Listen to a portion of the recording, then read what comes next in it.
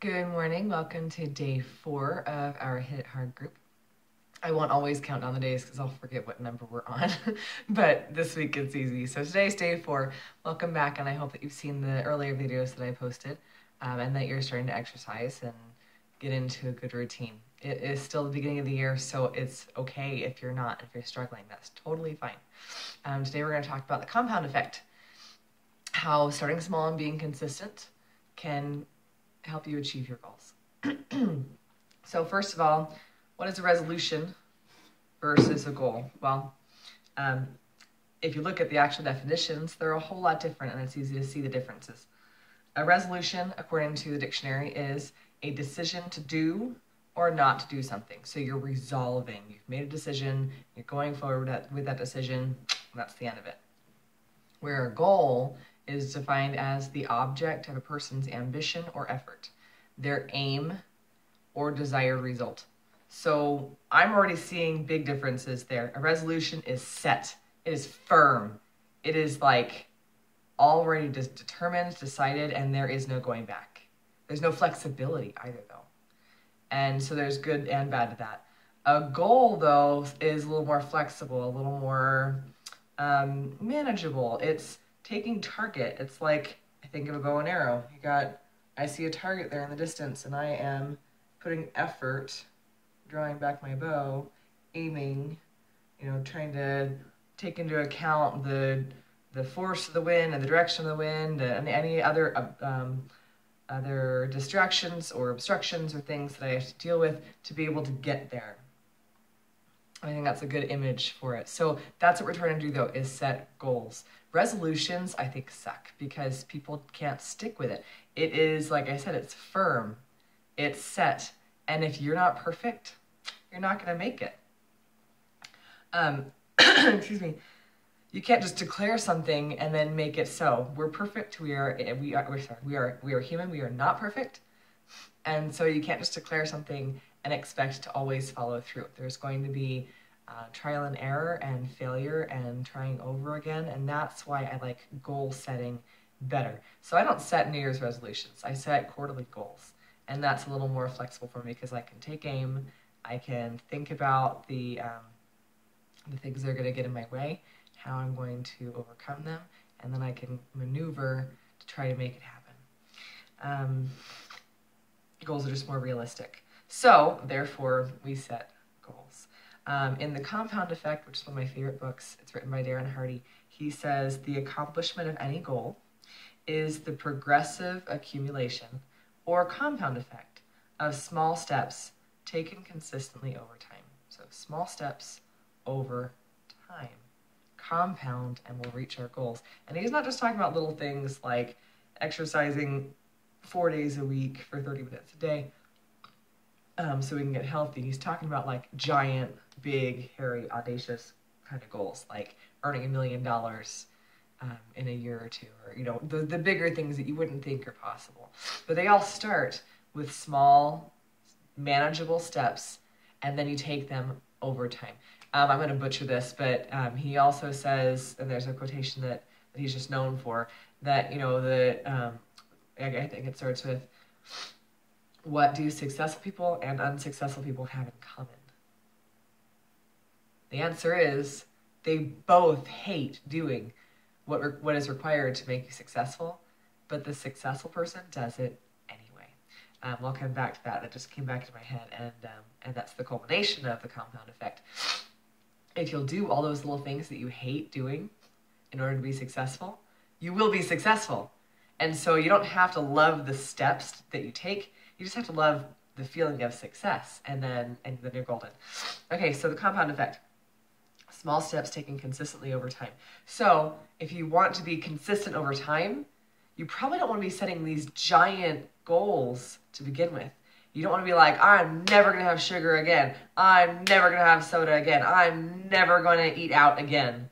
Because those kinds of things aren't manageable, especially in the beginning. Maybe it is manageable for someone who's going, who's been down the road a little bit.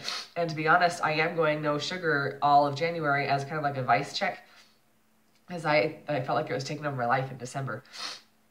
And so for all of January, I'm not having any sugar, but that might not be reasonable for you if you're just starting out on this. I've done this before many times, actually, over the last 8 or 10 years. And so I know what to do and I can just jump into it. But if this is new to you, you wouldn't do that. Maybe you'd go back and do something like, well, I'm going to have more vegetables each day. Instead of having no vegetables at all on a regular basis, or maybe not even paying attention to vegetables, I'm going to have vegetables twice a day. And I'm going to make it this much. You know, that would be a manageable goal for you to set. Small, and you can be consistent with it over time. So the extra key there, the consistency over time, requires that your goal is small to begin with. And throughout the journey too, you'll just set small goals and accomplish them. Another small goal and accomplish it. Another small goal and accomplish it. And you can see how over time those things have built up. So when I started my journey, my exercise and fitness journey, trying to get back into good shape after having my 4th baby, which, by the way, was the hardest. And I had done it 3 times before then, but the 4th one was just so hard. I was under completely different circumstances. It was so hard. But I did it, obviously. I look great. I feel great. I have energy. I'm sleeping better now. Anyway, so to begin with, I didn't say, oh, I'm going to tackle insanity, which is the hardest Beachbody program, hardest fitness routine I've ever done in my life. I haven't even completed the program, but my husband did years ago. I didn't just jump on the hardest thing possible. I started out with a 6-week postnatal online thing that was not Beachbody. It was like take a walk for 30 minutes. I think it was 3 days a week.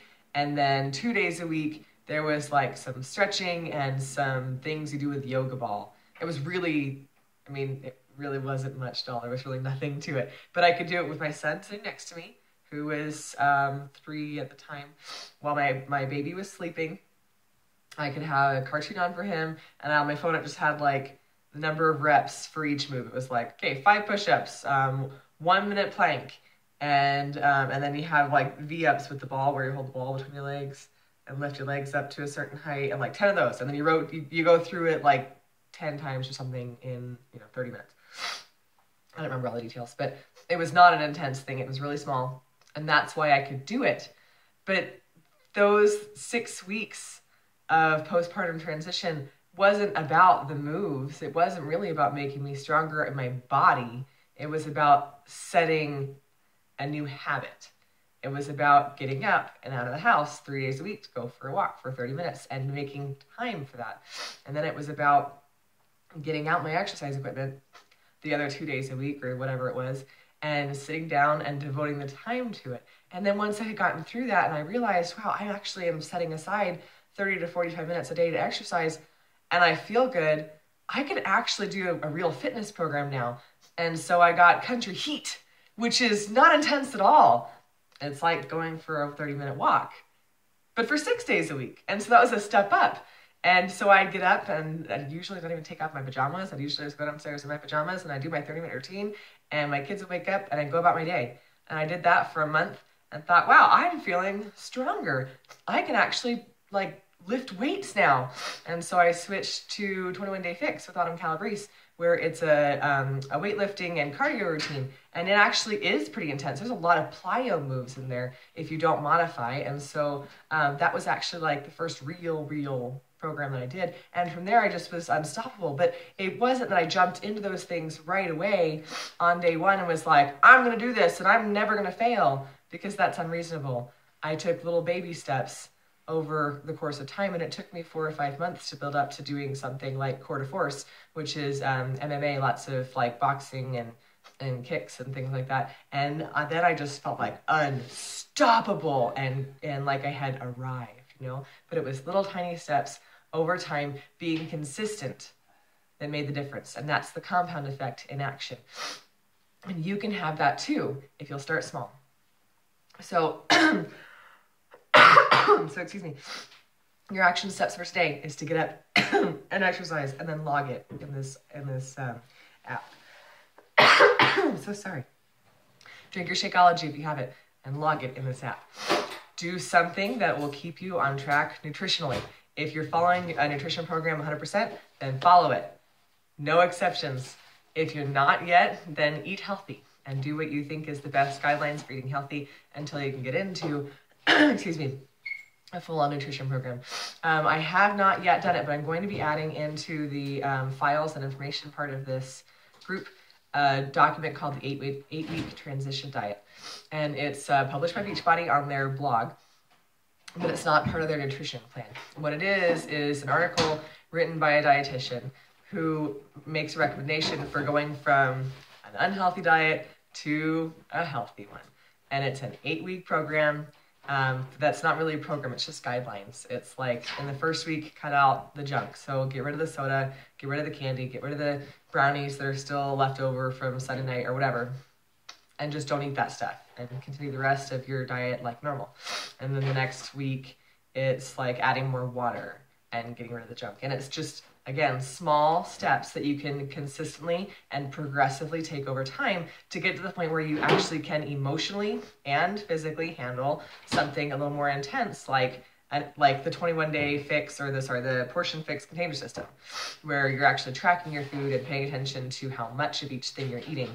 Well, at the transition diet, you're not paying attention to amounts, you're just paying attention to eating better quality food more frequently and that kind of stuff, and getting rid of all the junk stuff. So if that's all you can do, then that's all you can do. And don't compare yourself to somebody else. Just do what you can do and take small steps over time to get to your goal, your aim, the target that you have off at the distance that you can put your effort into to getting there. After that, read or watch something that's uplifting and encouraging. I love to look at YouTube videos by Darren Hardy, by Brendan Burchard, by Hal Elrod, their podcasts. I listen to PD audiobooks every day, just something that's uplifting to you and will help you get your mind and your spirit up and happy. Smile at someone, brighten your own day and theirs. And then please leave a comment under this video with one small goal that you're going to set for this month and accomplish it, so that you can start getting those little accomplishments over time and start activating the compound effect in your favor. All right, have a great day.